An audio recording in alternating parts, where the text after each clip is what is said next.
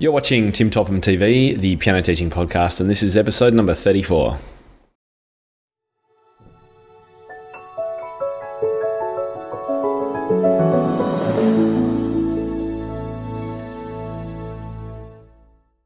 Hi everyone, and thanks so much for watching this episode of Tim Topham TV, when we'll be talking to Laura Kahar, an amazing teacher from Sydney, Australia, who is totally crushing it with group events.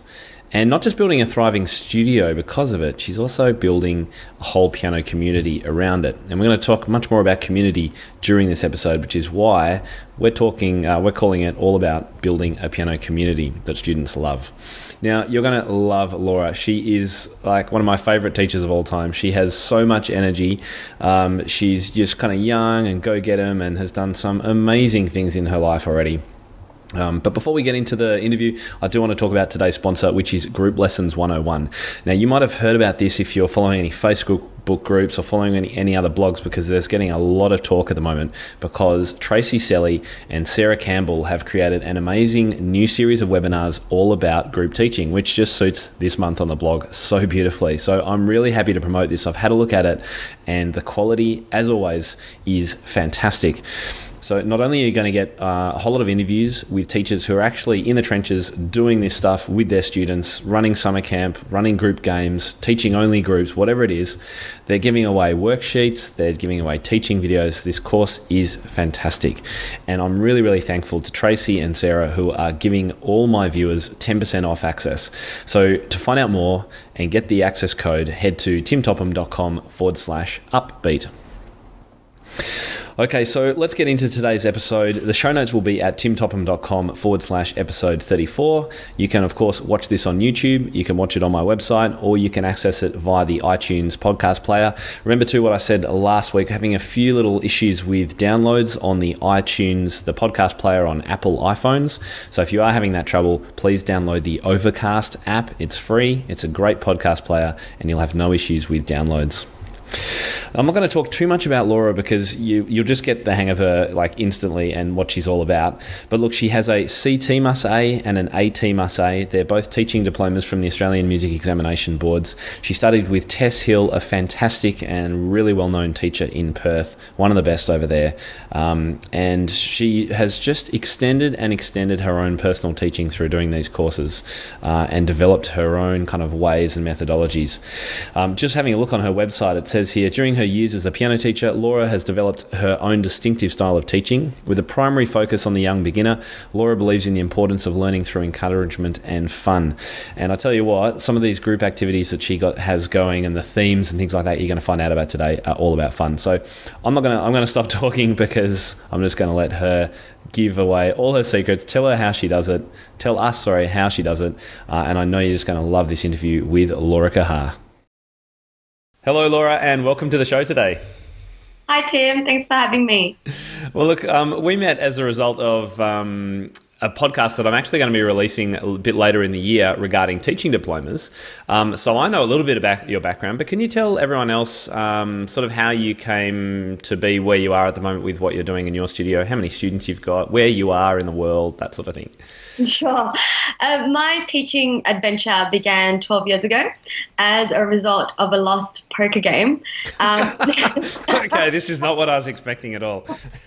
That's another story, but never in my wildest dream did I ever think I'd be a teacher, let alone a piano teacher.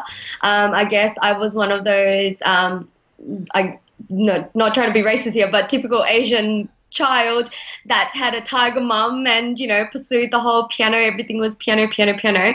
I lost love of piano and kind of gave it up for a little bit, but then because of teaching, found my journey back to piano and now I'm here where I am. I started teaching in Perth, WA, where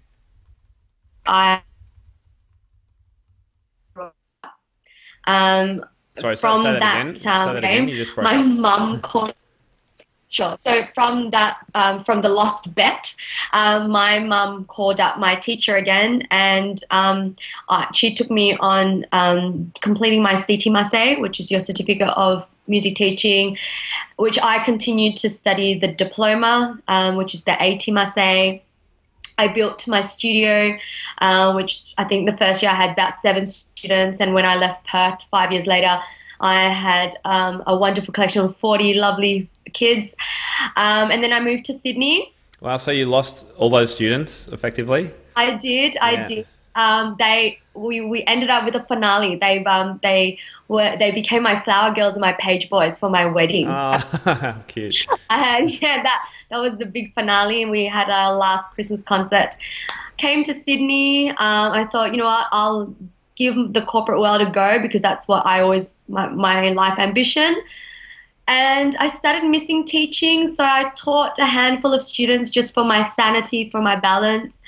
What corporate work were you doing, Laura? I was general manager for Bell Property, Okay. so doing project marketing, real estate, Yeah. marketing, sales, yeah. And then in 2013, I said goodbye to the corporate world. And January 2014, I found myself in front of the computer for 2 weeks. I set up my website, and of course, I had, the handful of students. Told the parents to help advertise, I guess. And now I have a lovely studio of 70 private students, Wow. ranging from 3 years old to teen years. Wow, what a great story. So, I mean, you've built one studio in Perth, thriving, loving it, decide to move to Sydney, start from scratch again, Yeah. build a studio of 70. You obviously are doing something very well. And that's what I want to find out more about today. Look, you've got such an amazing energy. I love talking to you. And I hope everyone else is watching this rather than just listening because, you're a great person to interact with. And I can't wait to hear some of these other ideas that you've got. One of the things what's that? You're making me blush. One of the things that I picked up you said was that you lost your love of piano. Yes. Why was that? I think just because I wasn't able to have any life outside of piano. And fortunately, don't want to blame them, but it was my parents' fault. But, they tried their best. Yeah. But also, I think when I was in high school, I'm such an extrovert, and social life was such a big thing for me. And the piano it became it's a lonely instrument. And in school band, you can't really be a part of it. You'll get put on the glockenspiel or the xylophone or the percussion. No, there's anything wrong with that.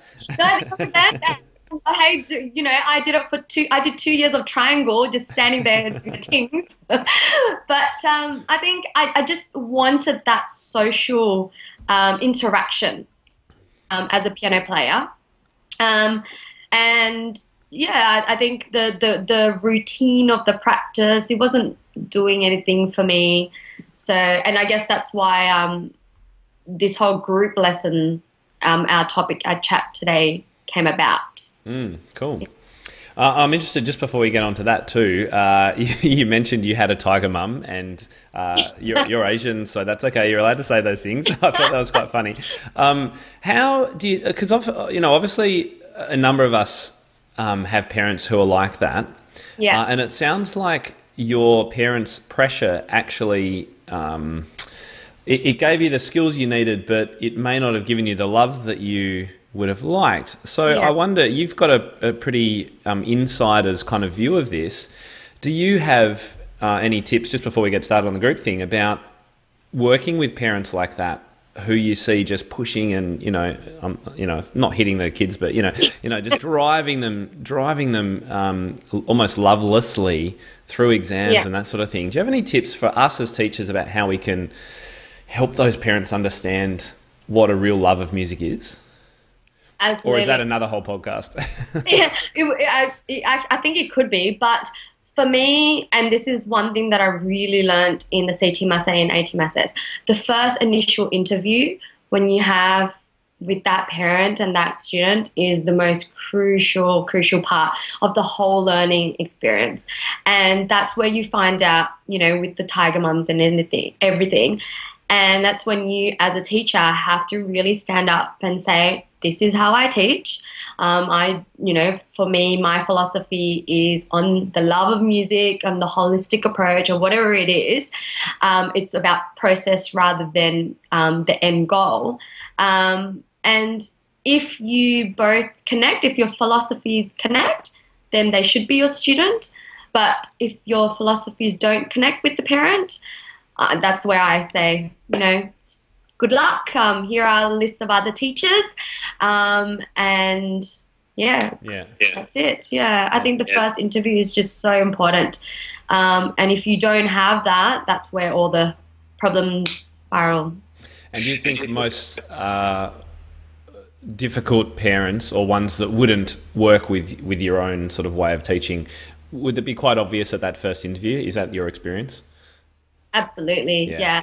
And even, I give them a probation period as well for a term. If we can't work together in the first term, then sorry. Sorry, yeah, I think it's only reasonable.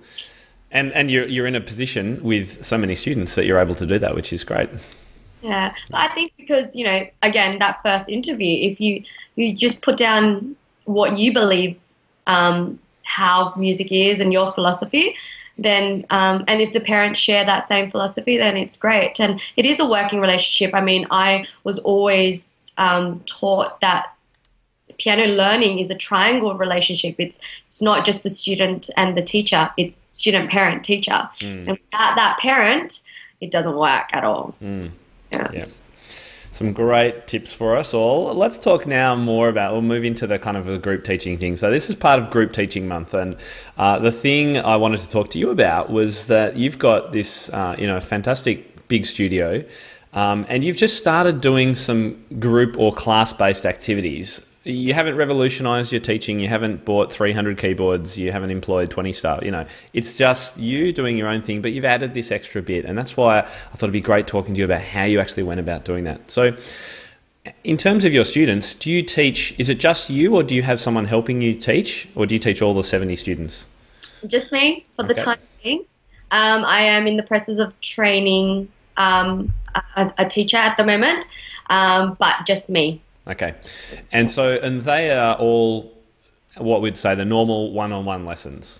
Absolutely. The normal half an hour or 45 minutes or 1 hour lesson. Great. All right. So tell us about the classes that you've added then. How do they work? What's the point of them? And what are some of the benefits, that sort of thing? Yeah. Sure. So I've always had weekly private lessons as well as a monthly group lesson in my teaching, and I've done this for the last 12 years. Why I did it, I guess because I grew up with a weekly private lesson as well as a group lesson, but my private lesson and my lessons, were weekly private lessons as well as weekly group lessons. So I was in and out of piano twice a week. Okay. Was that a Yamaha thing or anything, or was it just what your private teacher did? Correct, yeah. Okay, great. That's Hill. Yeah. Oh, it was Tess. It's Tess. Oh, right. Everyone will meet in the podcast because she's the one that I interview later on. There you go. So Tess had a Monday junior group lesson, 5:20 to 6 o'clock, and she had a Tuesday senior group lesson, 5:20 to 6 o'clock, and she's had that for, I think, all her career, all the last 3 decades maybe. Right. Okay, so you've taken on this idea because you've seen that it works, and you obviously enjoyed it because you said you were social, amongst other things. Yeah, so with Tess, I mean, growing up, the group lessons were more for a performance group lesson with Tess. We sat around, performed, and kind of gave each other's comments on how we performed, I guess.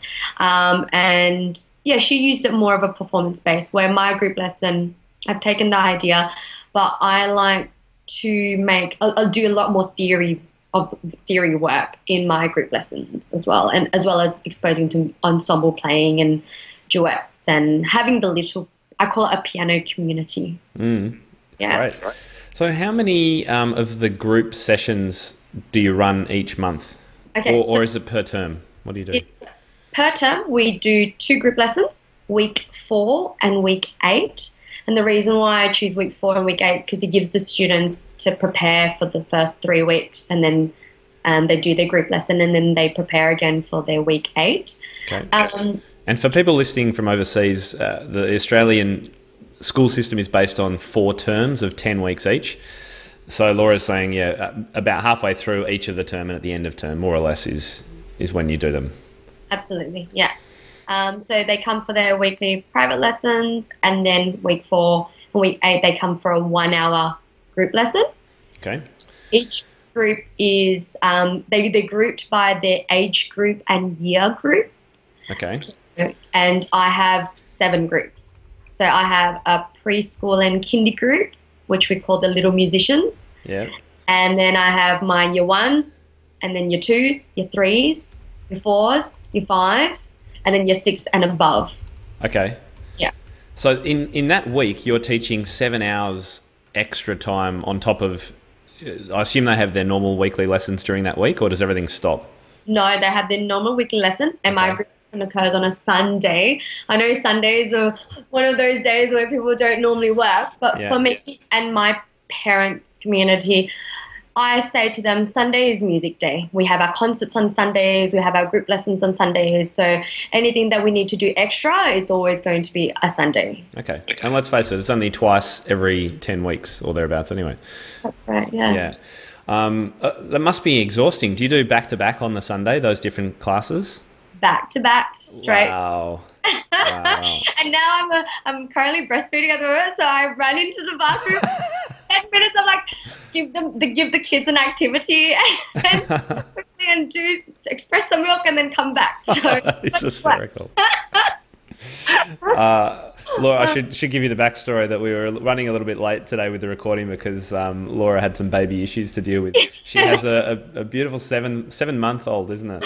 I do. So you're amazing. Teaching 70 kids, working 7 hours every Sunday, once every 3 weeks or whatever it is, and a little baby. You're amazing.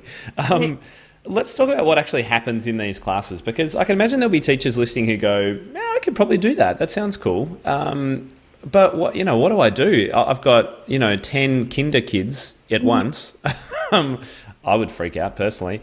Well, I imagine the content depends on the age group, but Absolutely. Are there some similarities, sorts of things you do with young ones, sort of things you do with the middle ones, sort of things you do with the older ones? Yes. So I use group lessons to reinforce a topic that I really want them to revise. So, for example, in the last Sunday was our first group lesson for 2016, and practice is our theme. Term 1 is normally about practice and just revising how to practice properly, how to practice efficiently, and that topic is covered with all the groups, but conveyed, of course, in a different way because of the different age groups. Sure.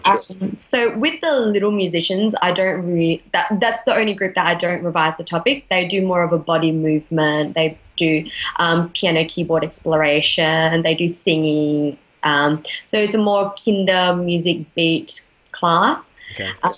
About how many would be in that class? There's 6. 6, okay, cool. So for the little ones, I don't do, so for the little musician under 5, I don't do more than 6. And then for the year 1s and 2s, I don't do more than 8. And then the other groups are between 10 and 12. Okay. Yeah. And I imagine that it depends completely on how many students you've got at each year level. I mean, you might have 30 beginners out of your 70 one year and only a few teenagers or something, or does it almost always balance? Luckily for me, it's balanced. And luckily for me, 80% of my students come from all the same school. So they actually know each other from school. So for them, it's like an extra day that they see each other. Well, that's really interesting. So has that come about because you've marketed to that school? So I had one amazing mother who was my personal advertising guru, that when she found out I was going to go full-time teaching, she just spread my name, and it's just come from there. Unfortunately, I haven't advertised.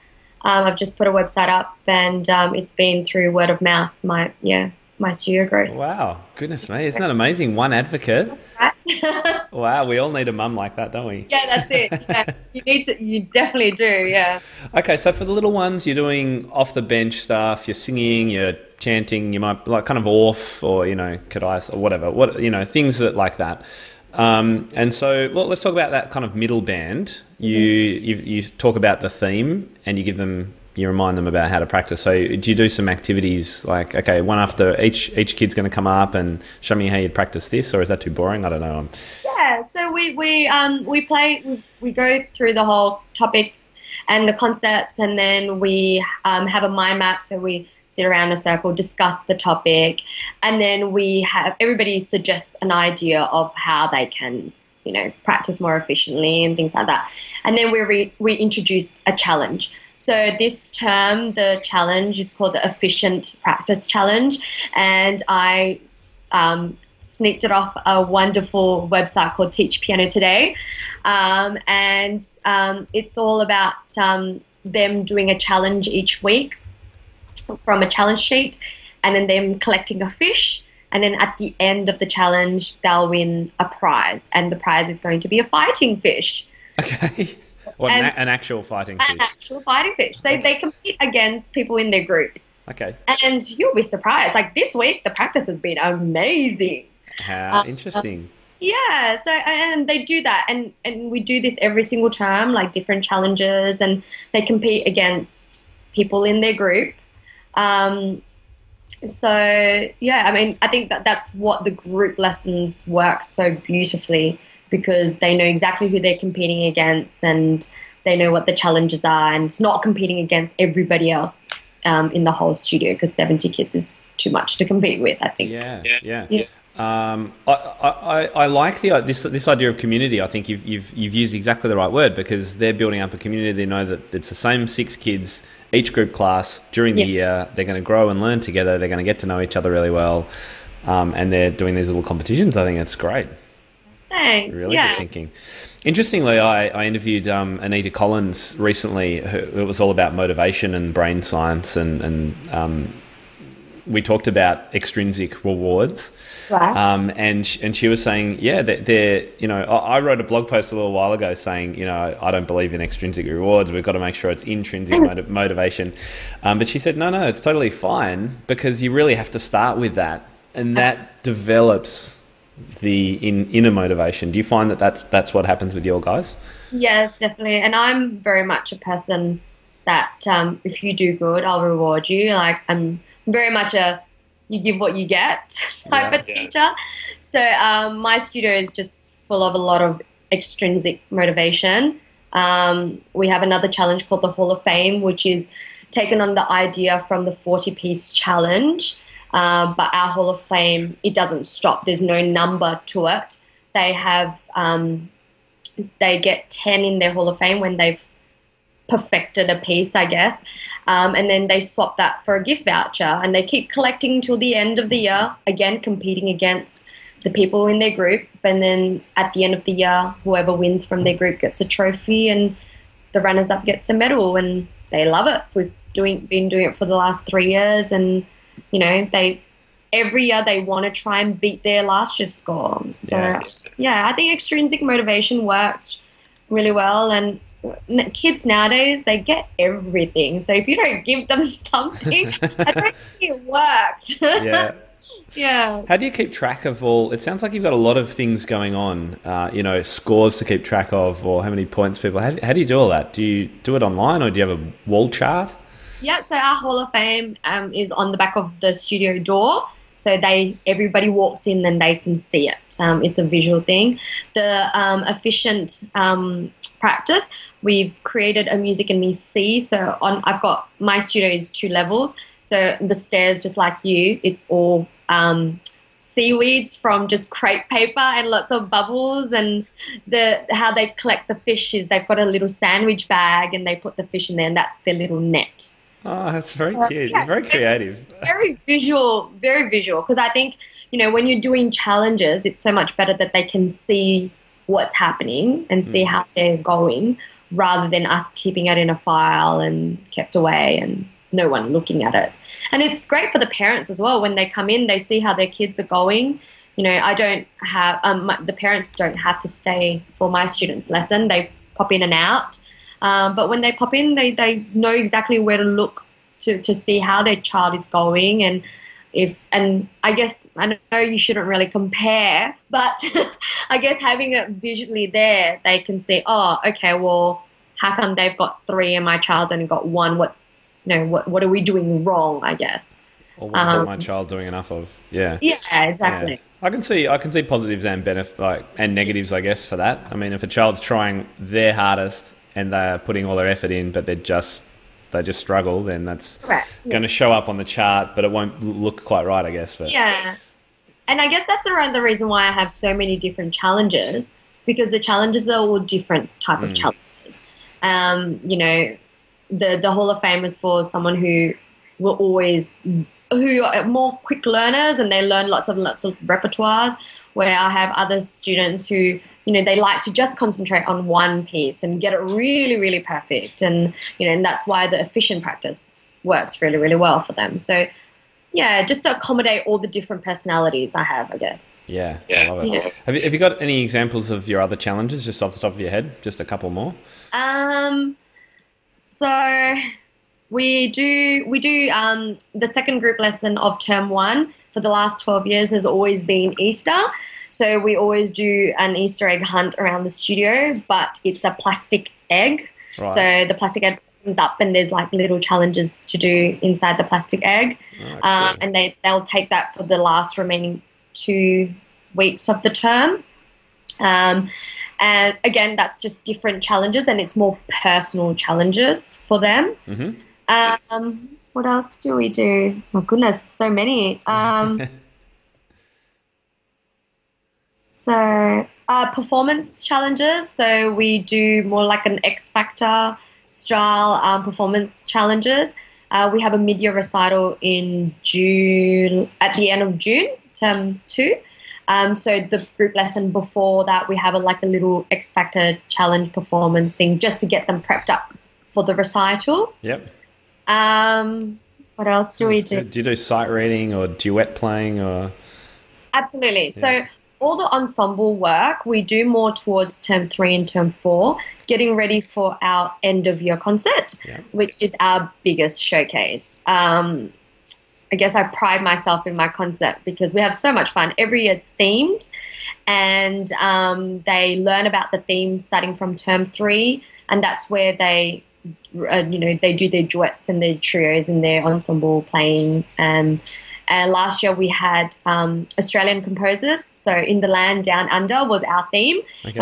And each group studied a different Australian composer. They had to research about their composer, and I was so fortunate and grateful enough for Joe Koshy and Daniel McFarlane to do a Skype session with the kids. Oh, brilliant. A group lesson. And the motivation after that Skype session, the kids, I think they took ownership and they didn't want to let the composers down in the performance. So I thought last year was actually one of my best performance level concert, just because they just had that ownership and they were able to relate and thought, oh, wow, my composers are still alive today, and I don't want to disappoint them, and they're just normal people like us. And Alyssa Mill wrote back to us in a Facebook message telling us about what she loves outside of piano, and they're all like, wow, they actually do things besides music, which was crazy, which was great. So, yeah. Teachers have a life outside their work. Yeah. Amazing. Yeah. That is so good. I mean, so many great ideas, Laura. I absolutely love all this stuff you're sharing with us. It's brilliant. We've talked kind of about the youngest ones, the middle ones. I'm not sure the kind of teenager ones would go for the fish kind of idea. Maybe I'm wrong. Or do you have? They do. They do. They do. What kind of things do you tend to do with the older ones? Okay, so with the older ones, they want to do the same challenges as the little ones. Okay. And with the older ones, I give them buddies. So when they get to year 6, 7, they become my little apprentice. I call them my little minions, I guess. And they take a buddy on from one of the younger groups, and they help them. So they become their little mentor. They help check in on them. Usually I like to do them on the same day.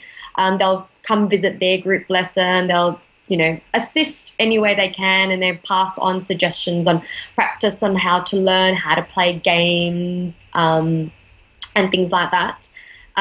It's worked really, really well. At the concerts, because I have them, I end up going back to, I can look after backstage where they sit next to their buddy and they'll take them on stage and they'll bring them back, and they're the ones that teach them how to bow and things like that. So yeah, they're my little minions, the future teachers of the teachers of the next generation, I guess. And with them, I do more theory work. So at the moment they're all studying their grade 1 theory. And rather than sitting down and doing their activities, we learn a theory concept in games, and then they go home and they do their theory homework, 4 weeks worth of theory homework, and then in the next group lesson, I guess they hand me in the book before the group lesson, and they get their homework back. And any mistakes or any things that they can improve on, we discuss it as a group.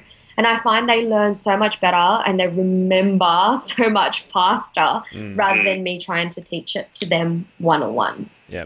And it saves my time. Yeah, I was going to say, it's a much more efficient use of your time. And that's, I guess, what I'm keep coming back to with any of these kind of group things.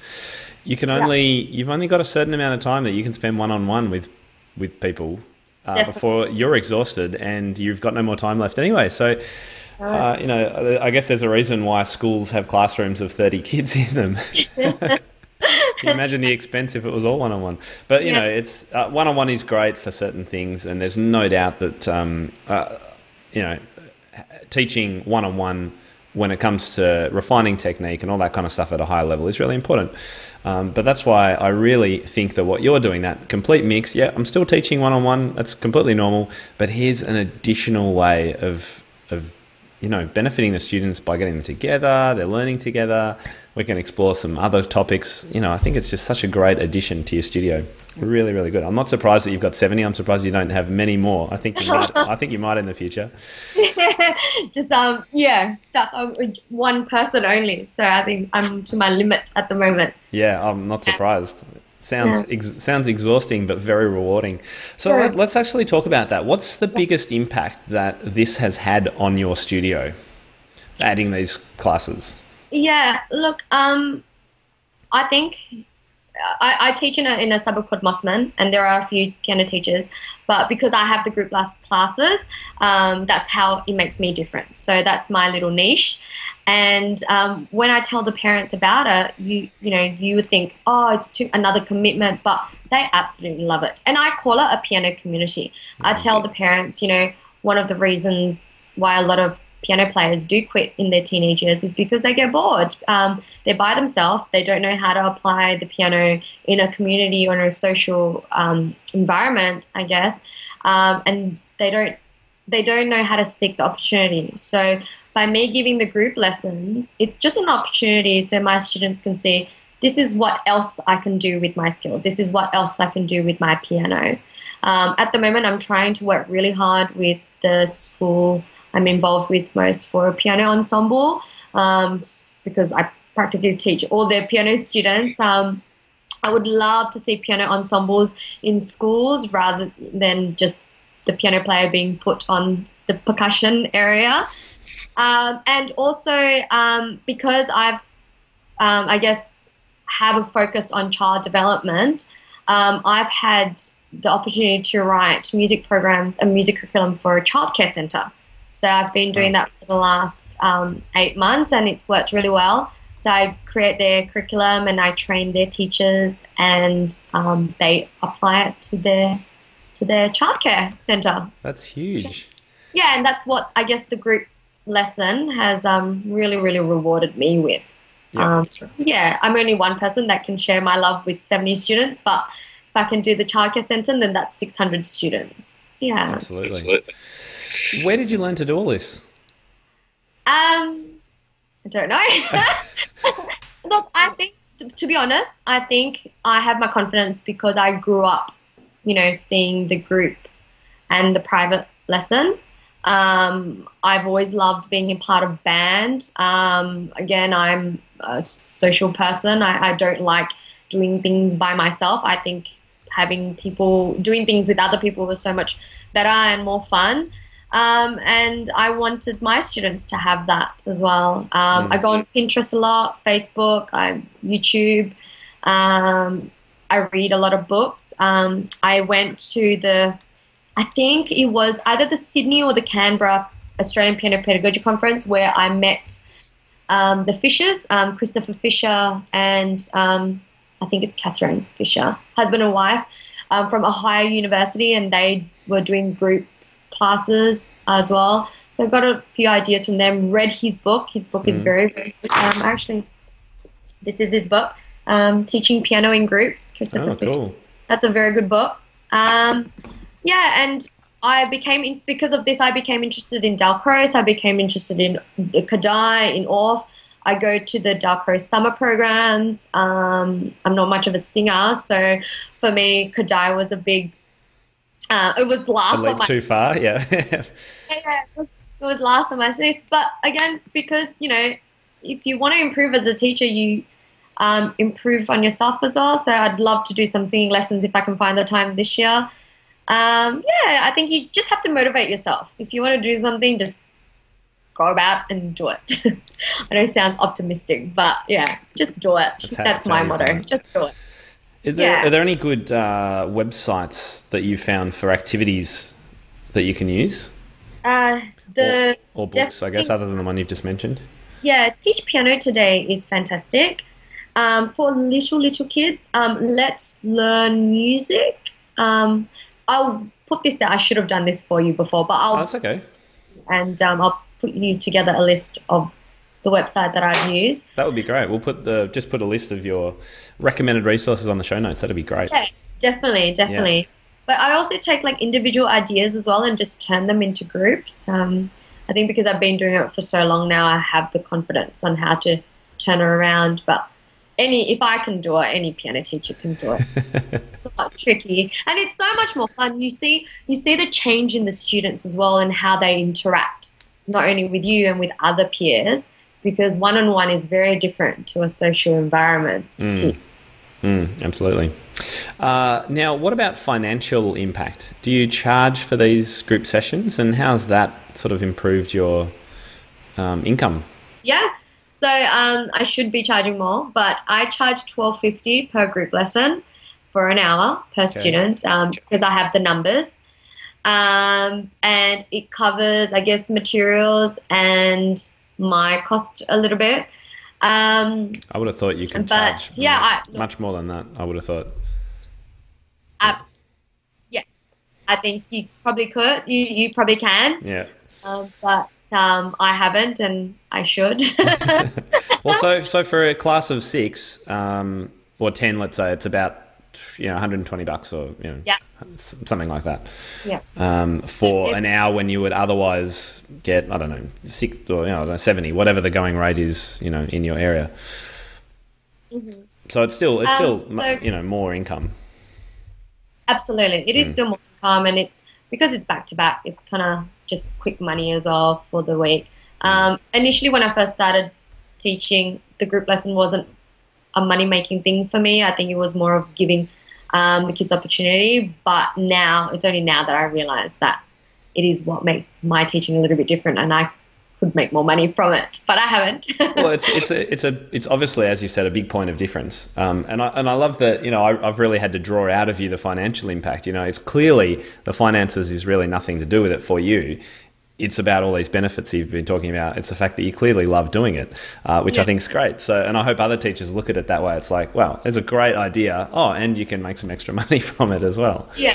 Yeah. Definitely. But yes, definitely you can make extra money from it. And I think you can definitely at least charge a minimum of $20 an hour per child, considering, of all the activities that we do. And I also forgot to mention, I end my group lessons with an art activity. I'm a big believer where they have to do activities, and then they have quiet time, and they have reflection. And through the reflection, that's where they'll write something about the experience, or they'll put it into an art activity. Right. Yeah. There you go. Really creative. Hey. Okay, so look, we'll start kind of wrapping it up. What would you say, let's say teachers listening and going, I really like this idea, I think I could do it, but I don't think I can do all of that at once. Where do they start? What would you recommend teachers could do to get started with this? Yeah. I think the easiest starting point will probably be do a group for a performance. I think if you tell the parents this is just an opportunity to teach the kids how to perform, a performance opportunity for the students, I think the parents will be on board, and why not? They're learning the piano. They don't have the performance opportunity unless they play at school assemblies or they play it to families and friends. And in that group scene, they learn from each other, they get feedback, and I think that's the easiest, most cost efficient. You don't have any materials required. Go watch an X Factor show on YouTube, get some ideas on how to judge, and then, and you can make a game out of it as well. So it'd be more like I was picturing a masterclass at first, but no, you're not talking about that. You're just a performance, kind of like a recital. Correct, yeah, just in a group. So maybe a teacher has 20 students, do a junior and a senior, like what Tess used to do. And so the junior kids come together for maybe 45 minutes, an hour, and they all perform to each other. And then the senior kids do the same, and they'll give each other scores if you want to. If you don't want to have that competitiveness, then just maybe say 3 good things about the performance, go one thing that they can improve on, and that really helps the student a lot. So that's most cost efficient. It's free. It's in your time. It's and simple. Exactly. Yeah, great. Good tactic. Do you know, in fact, of any written curriculum that exists for this kind of thing? For group classes? For group classes run by piano teachers at different age levels? No. I don't either. No. Maybe I should start one. No, I'm kidding. I think could well be. Because I can imagine just to have just a book of activity ideas, I guess. I mean, I'm sure there's other things for classroom music teachers that would have crossover. Yeah. But I can't think of anything that's specific for group. No, I can't either. No, and even Teach Piano Today has amazing resources, but they do it more for their whole studio, and I just kind of take the main game ideas or challenge ideas and turn it into piano student activities. Yeah. No, Tim, there you go. Let's go. Okie dokie. So I'd have to ask this question. Where do teachers go to sign up to work with you? I think you're going to have people listening going, I want to work for this girl. Yeah. Look, my whole dream is to create a piano community. I think the world needs it. I think Australia needs it. We're so individualized, and it needs to be more. Like, piano can't just be for a solo player. It needs to be more. Yeah. I love it. And you're having great results from it already, so it obviously works. Thanks. Oh, brilliant. All right. Well, look, I think they're the main things I wanted to say. Is there anything else that I've kind of missed asking you that we've glossed over, or anything that could help? I think maybe the question is, how much time preparation wise? Yes. Yeah. So look, I do a lot of my teaching prep during the summer break in January, where I don't teach, and for me, I work, but I think about the whole year. And you have to, with group teaching, you have to be absolutely organized. Mm-hmm. If not, it doesn't work. And the more organized you are, the more cost effective you are as well, because you start buying materials online. And I love small businesses, and I do support small businesses. But when you are teaching in a group setting, it does get costly, especially with all the materials you need. So if you can save money and buy things overseas and from online, then it's fantastic. When you're more organized, you can reuse the materials as well. And look, one of the things that my Blue group, which are my older students, made 4 years ago was this piano keyboard, which Joy Moran has on her website.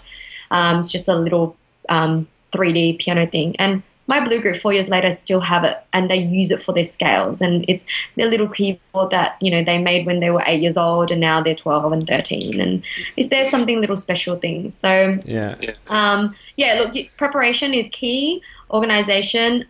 Think of a theme. I love themes. It just makes everything so much easier because you go back to it. Think of a topic, and keep it simple. That's just it as well. You can do so much with groups. And when I first started, I wanted to do everything, but the years go on, and you learn to just keep it simple, and the kids love it. Absolutely love it. Yeah. Pat, would you be able to share some of your theme ideas when you send me some links to some of those resources? Yeah, sure. That'd be good, just to get the minds ticking over. I love the ideas of themed recitals too. Themes generally, yeah, it's a great concept, which is why I'm theming my months this year on the blog. Oh, yeah. Themes are fantastic. That's it. Yeah, especially when you can dress up too. Yeah. Yeah. Now, where can teachers find you? Do you have a website? Where can they get in touch with you if they've got some questions? Sure. So my website is me.com.au.